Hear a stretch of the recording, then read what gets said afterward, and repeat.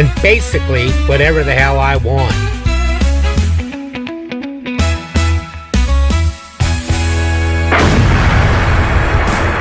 Hello everybody, welcome to Gene's Reviews from a regular dude here in my car.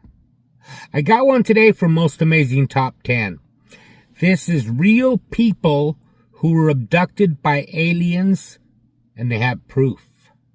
So before we get started today, make sure you like, comment, subscribe, share this video if you don't mind, all that fun stuff. Now, let's get started. A quiet night of fishing turned into one of the most chilling alien encounters ever recorded.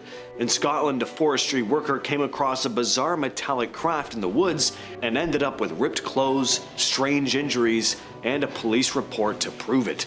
And in Italy, a night watchman said he was abducted over a dozen times by towering green-skinned beings. That's gotta be AI. These are real people who were abducted by aliens. In 1973, Charles Hickson and Calvin Parker were fishing in the Pascagoula River in Mississippi when something very strange happened. They said that a glowing craft landed nearby, and then three strange figures started floating toward them. The fishers described them as having gray, wrinkled skin, claw-like hands, and no visible necks, so they sounded pretty cute. Well, according to them, the creatures brought them onto the craft, examined them, and then dropped them back off hours later. Shaken, they went straight to the sheriff's office. Deputies left them alone in a room with a hidden recorder running, expecting them to slip up if it was a prank. Well, instead, the recording caught them panicking, genuinely scared, trying to make sense of what had just happened. And that little part of the story is what made police start taking their story more seriously. Calvin was deeply affected. He avoided the spotlight for decades, barely talked about it. Charles spoke more openly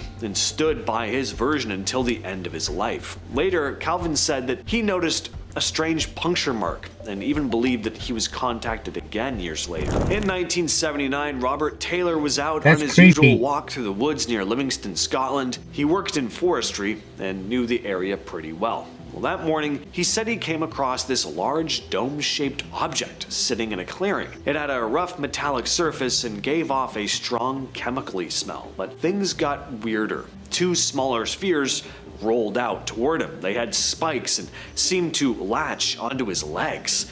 And that's when he blacked out. When he came to, the object was gone. His clothes were ripped, his legs were scratched, and his truck nearby wouldn't start. He ended up walking home, muddy and confused. When he told his boss, the police were called, and they didn't laugh him off. They treated it like a real attack. Investigators found odd marks in the clearing, something you'll never forget. Injuries matched what he said. He wasn't the kind of person who drew attention to himself. He had a steady job, he had a family, a quiet life. People who knew him said he was the last person to make up something like this. What makes this case stand out is how seriously it was taken. It's the only UFO encounter in the UK that launched a police investigation. And Taylor that would give you some serious PTSD. PTSD. Not once. Pierre Fortunato Zanfretta was working as a night watchman near Genoa, Italy in 1978. During one of his routine patrols one night, he spotted lights near a garden and went to check them out. That's when he said he ran into beings that were nearly 10 feet tall, with green, wrinkled skin and glowing red eyes. When he was found later, he was very confused. He was in shock and couldn't explain how he got where he was, and this was just the beginning. Zanfretta said that the abductions just kept happening, more than a dozen times over 3 years. He claimed the beings were from a planet called Titania, and that they communicated with him through gestures and thoughts. Dozens of people reported seeing strange lights around the time of this first encounter, and investigators found large, odd footprints at the scene as well. Under hypnosis, and even after being given a truth serum, Zanfretta stuck to his story. In 1978, Jan Volsky, is there really such a thing as a truth Poland, serum? had an encounter that's still talked about to this day. He was 71 years old, and he was out with his horse-drawn cart when he noticed two odd-looking figures on the road. They looked mostly human, but had greenish skin, slanted eyes, and wore tight one-piece outfits. They didn't speak, but motioned for him to follow them. into a strange white object hovering in the woods. Inside, Volsky said they examined him, not in a painful or invasive way, just quiet observation. After that, they let him go. He went straight home and told his family, who then called the police. When people came out to investigate, they found marks on the ground right where he said the craft had been. Volsky didn't make a big deal out of it. He didn't act rattled. He just told his story plainly. People who knew him described him as humble. He must not have been afraid. He never tried to explain it beyond what he saw. He was just very matter of fact. Today, there's even a memorial at the site where it happened. So, whatever actually went on here, it certainly left a lasting impression. A lot of the time we hear about alien abductions in rural areas, big open farmland, forests, but Linda Napolitano's abduction happened right in the middle of New York City. On November 30th of 1989, she said she was taken from her high-rise apartment by a group of gray aliens who floated her through a closed window and up into a waiting craft. And there were witnesses. At least 2 men working security claimed to have seen a woman being pulled into a glowing object above Manhattan. They didn't know her either. They just described the event in a way that matched Linda's experience. When UFO researcher Bud Hopkins heard about the case, he started working with Linda under hypnosis to help her recall more details. She remembered medical procedures, strange beings, and a feeling of being watched for years. It sounds like that Travis Walton didn't try story. to profit from her experience. Years later, she even sued over the way her story was portrayed in a Netflix docuseries. Regardless of what you believe, though, the multiple witnesses and her consistent story over decades, and the location where it happened, it definitely makes this one interesting.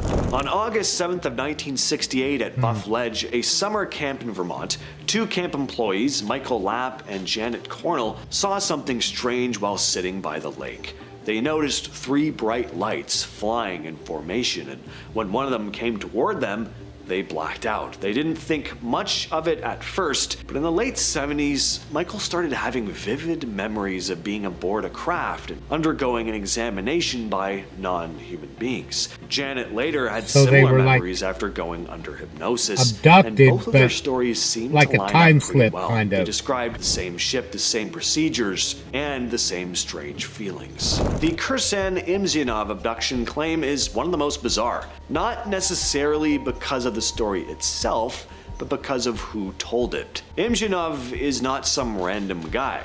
He was the president of Kamalkia, a republic in Russia. He's also a world-renowned chess player, a chess master, actually. And in 1997, he made the shocking claim that he was taken aboard a spaceship by aliens. He said it all started when he was in his Moscow apartment, where suddenly aliens in yellow suits showed up who took him aboard a transparent tube-shaped craft, and then they communicated telepathically and showed him the ship. Afterward, they simply dropped him back off in his apartment.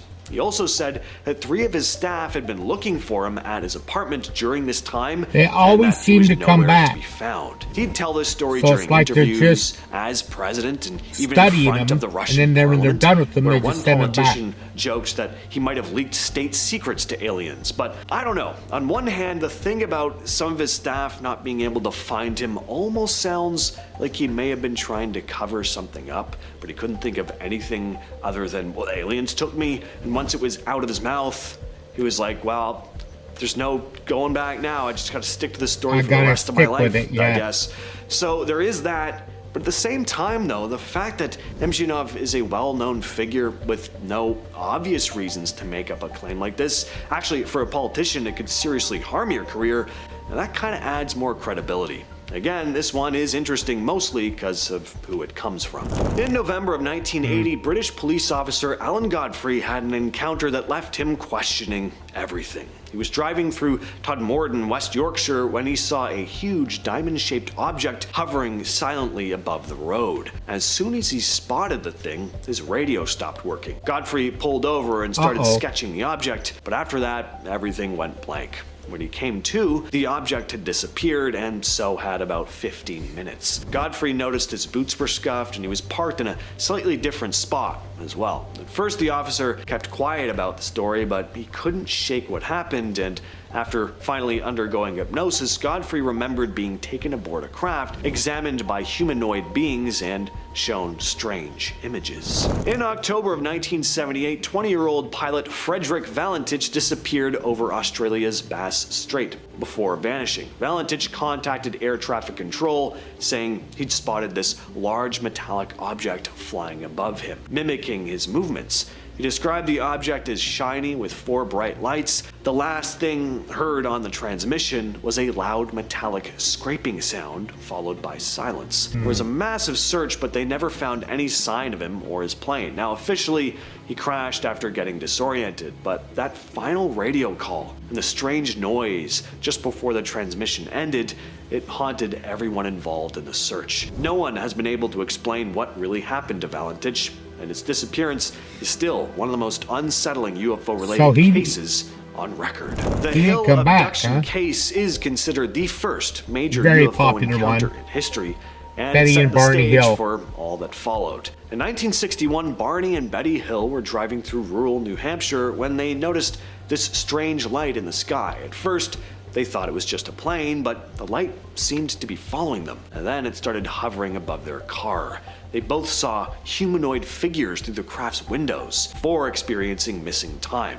Hours of it. When they finally got home, their clothes were torn, their watches had stopped, and they felt that something was very off, but couldn't remember what happened. It wasn't until months later, when they both underwent hypnosis, that they were able to recall what happened, both giving nearly identical accounts of being taken aboard a spacecraft where they were examined by strange beings, and shown a star map that Betty later recreated. Some researchers even believe that the map matches the Zeta Reticuli star system, which makes their story even more compelling. To this day, this is one of the most studied and debated UFO abduction cases in history. With all that said, I've been your host, James, and I'll catch you. That's pretty cool. I've heard a lot about that Barney and Betty Hill.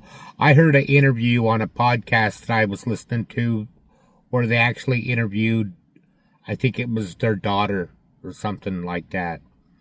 And she talked about it. It's really interesting stuff. I believe in all of it. I think that some of them are good and some of them are bad. What do you think? Let me know in the comments down below. Now, how about a joke? The worst motel I ever stayed at was called the Fiddle. It was a violin.